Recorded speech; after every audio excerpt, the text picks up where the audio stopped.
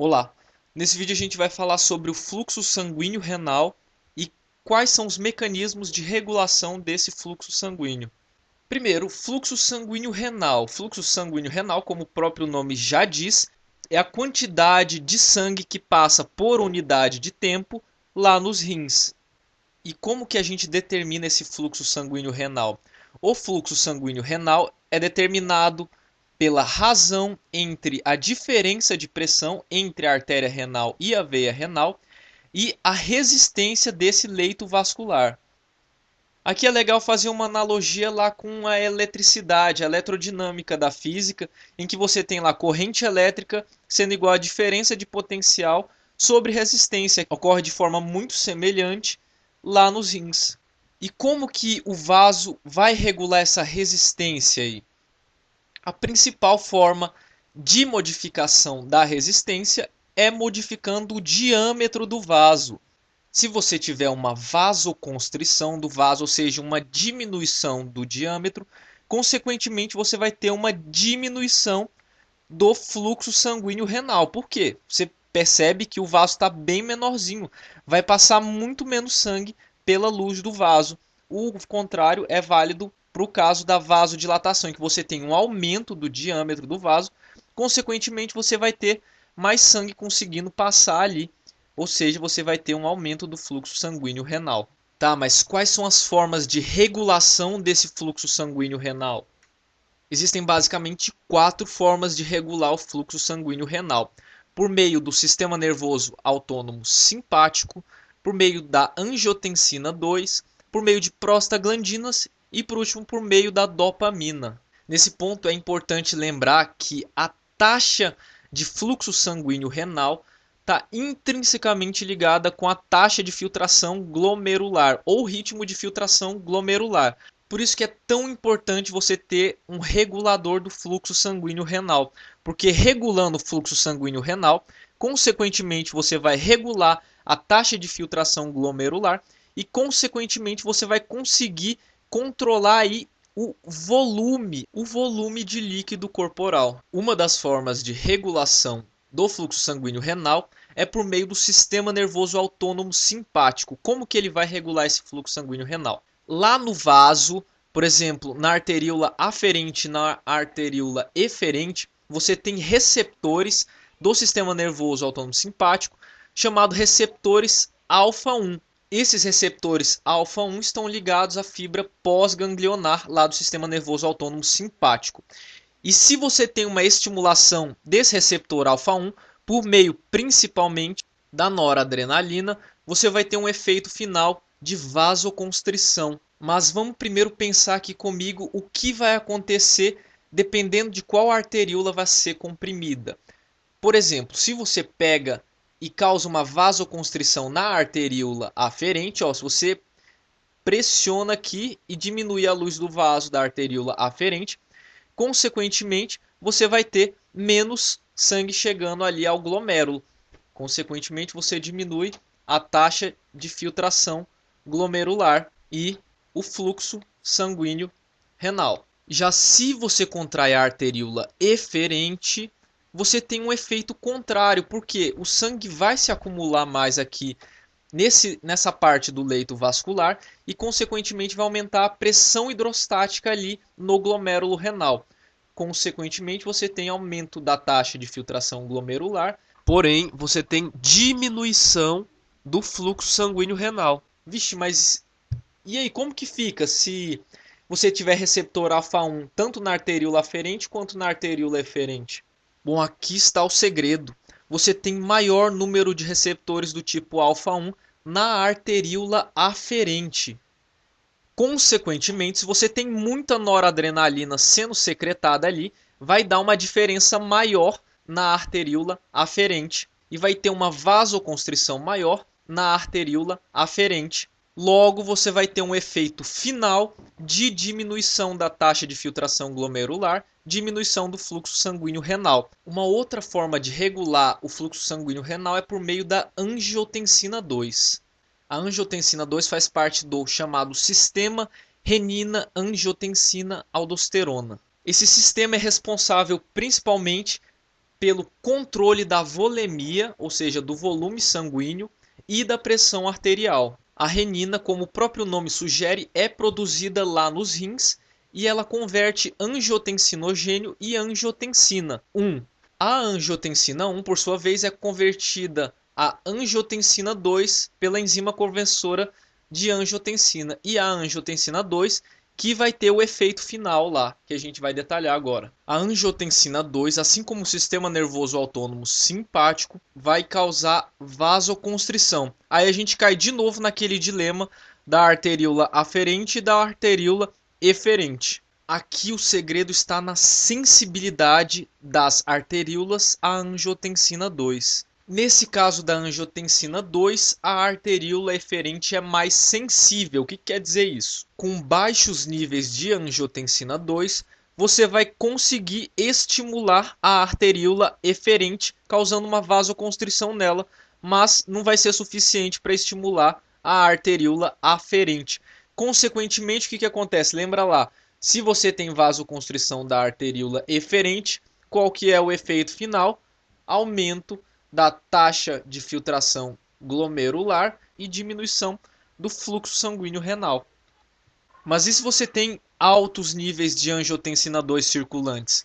Se você tem altos níveis de angiotensina 2, consequentemente você vai ter uma estimulação tanto da arteríola aferente quanto da arteríola eferente. Você tendo uma vasoconstrição das duas, o efeito final vai ser o quê? Vai ser uma diminuição na taxa de filtração glomerular e diminuição do fluxo sanguíneo renal. Para ilustrar a importância desse efeito da angiotensina 2 aqui, vamos falar da hemorragia. O que acontece na hemorragia? Na hemorragia você está lá sangrando pra caramba, perdendo muito sangue, consequentemente você vai perdendo muito volume de líquido corporal. O rim vai lá e detecta essa redução aí do volume circulante e passa a secretar renina, aquela primeira enzima do sistema renina-angiotensina, que vai converter angiotensinogênio em angiotensina 1 e posteriormente a angiotensina 1 vai ser convertida a angiotensina 2. Como vai ter muito nível circulante de angiotensina 2, você vai ter uma redução da taxa de filtração glomerular. Se você filtra menos sangue, consequentemente, menos urina é excretada. E para que isso vai ser útil? Porque diminuindo a eliminação urinária, você consegue reter aquele pouco líquido que você tem ali no seu organismo. Consequentemente, a angiotensina impede que a hemorragia se agrave ainda mais. Um terceiro regulador do fluxo sanguíneo renal são as prostaglandinas. O que são prostaglandinas? São metabólitos do ácido araquidônico. Prostaglandina, que é conhecida como ser um importante mediador da inflamação. Ao contrário do sistema nervoso autônomo simpático e da angiotensina 2, a prostaglandina, principalmente aqui a prostaglandina E2, vai causar uma vasodilatação das arteríolas. Só que aqui a gente não tem aquela complicação da arteríola aferente e arteríola eferente. Como você tem a dilatação das duas, você tem aí um efeito global de aumento da taxa de filtração glomerular e fluxo sanguíneo renal. Aqui é importante lembrar do efeito dos anti-inflamatórios não esteroidais, como por exemplo a aspirina. A aspirina vai lá e inibe a ciclooxigenase. É uma enzima que catalisa a formação de prostaglandinas, a transformação de ácido araquidônico em prostaglandinas. E esse efeito de vasodilatação da prostaglandina é um chamado efeito protetor, porque você tem liberação de prostaglandina justamente em situações em que a taxa de filtração glomerular está diminuindo demais. Se ela diminui demais, é perigoso o rim entrar em insuficiência renal. Por isso que essa prostaglandina é meio que um regulador aí para impedir uma autodestruição do rim. Como o anti-inflamatório impede essa formação de prostaglandinas, consequentemente, imagina uma pessoa lá que está nas últimas lá da hemorragia e vai e toma uma aspirina. E aí morreu de vez. Por quê? Porque interferiu justamente nesse efeito protetor das prostaglandinas sobre o rim. E por último, a dopamina. A dopamina, assim como a prostaglandina, vai causar uma vasodilatação. É importante lembrar também que a dopamina não tem esse efeito de vasodilatação somente nas arteríolas renais, não. A dopamina também tem efeito sobre artérias do coração, do cérebro, e elas têm um efeito justamente protetor. Em situações que você está com a perfusão sanguínea muito diminuída, você vai tentar realocar todo esse sangue que está sobrando na circulação e direcionar a órgãos vitais, como por exemplo os rins, coração, cérebro. Além desses mecanismos reguladores, o rim tem um próprio sistema de autorregulação do fluxo sanguíneo renal.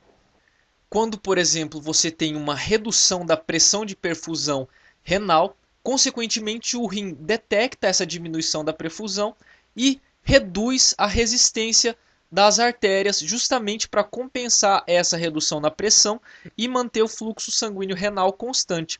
O mesmo vale para o raciocínio inverso. Quando você tem um aumento da pressão de perfusão, o rim detecta esse aumento de perfusão e aumenta a resistência para que o fluxo sanguíneo renal permaneça constante. Existem duas hipóteses que tentam explicar esse sistema de autorregulação do fluxo sanguíneo renal. Existe a hipótese miogênica e a hipótese do mecanismo túbulo-glomerular. A hipótese miogênica diz o seguinte: se você tem um aumento da pressão sanguínea aqui sobre o vaso renal, consequentemente você vai distender a parede desse vaso e vai estirar as fibras musculares. Esse estiramento do vaso vai induzir uma contração reflexa da musculatura lisa vascular e o vaso vai se contrair, vai fazer uma vasoconstrição. Consequentemente, efeito final, aumento da resistência vascular compensando o aumento da pressão. Já no caso do mecanismo túbulo-glomerular, vamos pensar aí nesse mesmo aumento de pressão. Você consequentemente vai ter um aumento do fluxo sanguíneo renal e vai ter um aumento consequente da taxa de filtração glomerular. Quanto maior a taxa de filtração glomerular, mais solutos chegam à mácula densa. Soluto inclui sódio, potássio, bicarbonato. Esse aumento na concentração de solutos é detectado pela mácula densa e vai reagir secretando uma substância vasoconstritora. Não se sabe ao certo qual que é essa substância vasoconstritora, mas há indícios de que pode ser, por exemplo, a adenosina. Enfim, o efeito final, como é vasoconstrição, é o de aumento da resistência vascular. Mas todos esses mecanismos de autorregulação do fluxo sanguíneo renal falham se a pressão cai para níveis abaixo de 90 milímetros de mercúrio. Se a pressão continuar caindo mais ainda para níveis de cerca de 50 milímetros de mercúrio, você nem tem mais filtração glomerular. E é isso aí, galera. Espero que tenham gostado aí do resumo. Muito obrigado por ter assistido o vídeo. Se você gostou do vídeo, dá uma força pra gente aí clicando no joinha. Se quiser receber atualizações, pode se inscrever aqui no nosso canal ou curtir a página no Facebook. Valeu, falou, tchau.